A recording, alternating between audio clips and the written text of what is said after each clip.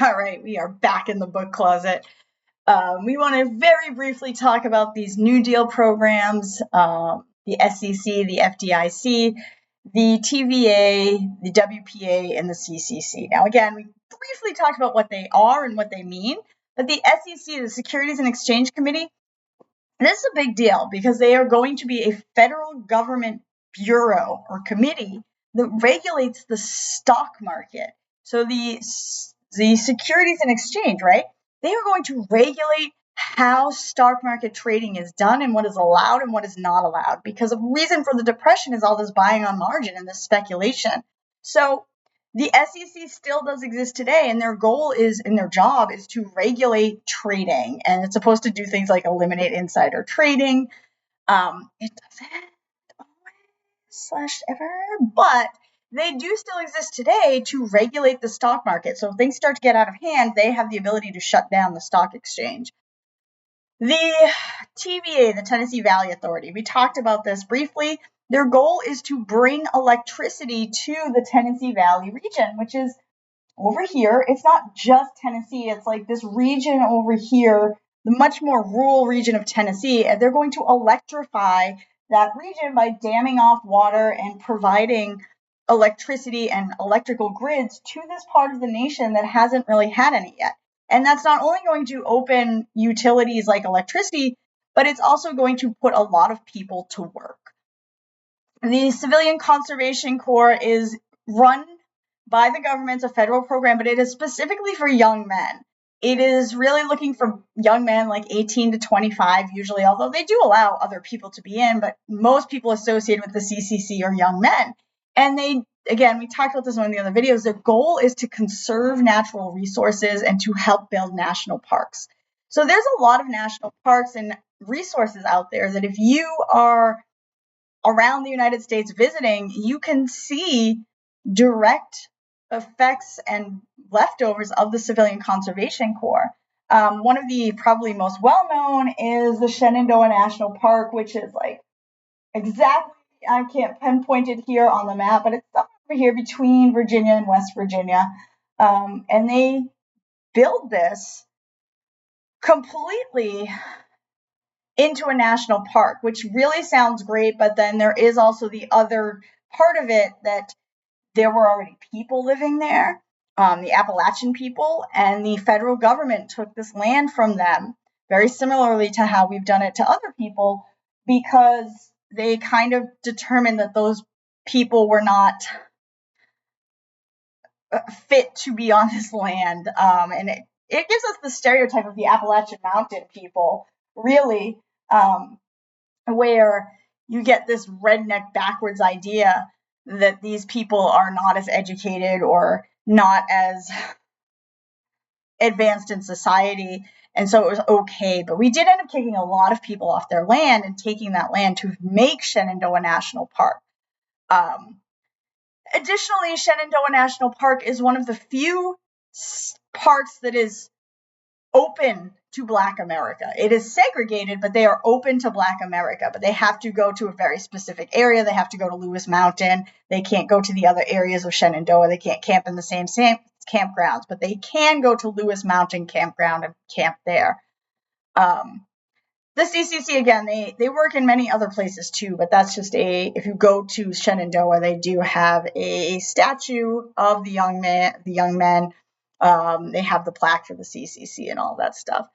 And the WPA, the Works Progress Administration, which is part of the second New Deal, you probably see a lot of their remaining effects around pretty much everywhere. They built sidewalks for the most obvious one. They did paintings for murals. So a lot of post office have WPA murals in them. A lot of the WPA work was arts, literature. We are trying to inject life back into culture at this point. So we had the push of like, we're going to deal with the banking situation and the housing and all that stuff. But now we also want to bring back culture. We want to give our artists jobs and money.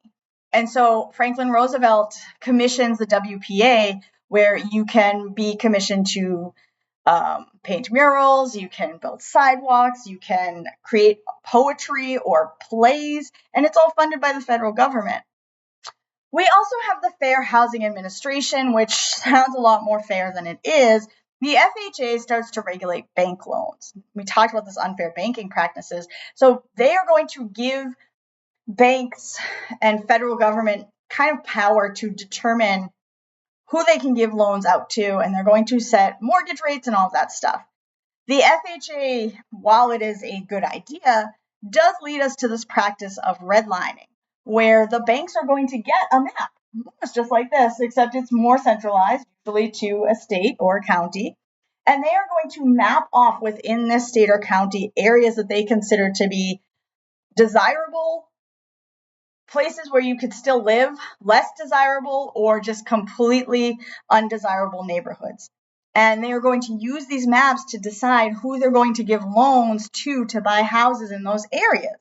And if you look at the website Mapping Inequality, they have a fantastic user interface where you can pretty much look up any county in the US as long as they have the maps for it, and it will tell you which areas of that region are desirable, which ones are undesirable, and the reasons why.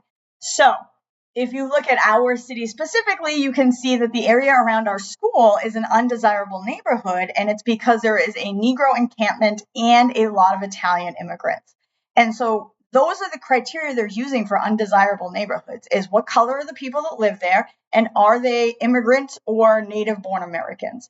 There's no other real criteria there, which leads to more severe racial divides throughout the United States, because they are going to not allow white people to buy houses in those undesirable neighborhoods, but they're also not going to allow Black people and immigrant people who have immigrant families to buy houses in the more desirable neighborhoods, which leads to this divide where the neighborhoods are going to stay segregated for many, many years. And the banks are allowed to do this. They create the maps. They are allowed to use these maps to determine who they give a loan to. And you can have all this fantastic criteria to get this loan through the FHA. But if you are a Black American and you want to buy a home in a desirable neighborhood, they're going to set your interest rate so high that you won't be able to afford it, and then they'll deny you the loan so that you can't buy it there. So there's all sorts of ways around these programs that are supposed to be fair, but still are not. And of course, even though there's things that are going well, not everybody does agree with Franklin Roosevelt's plan. Some of the Democrats don't agree. We do have demagogues on the radio who are preaching about government conspiracies. Probably one of the best known ones is Father Charles E. Coughlin, who founds the National Union for Social Justice, which is looking to inflate currency and nationalize all banks. But his broadcasts become so anti-Semitic and so pro-fascism that eventually the Catholic Church steps in and tells him he cannot broadcast anymore.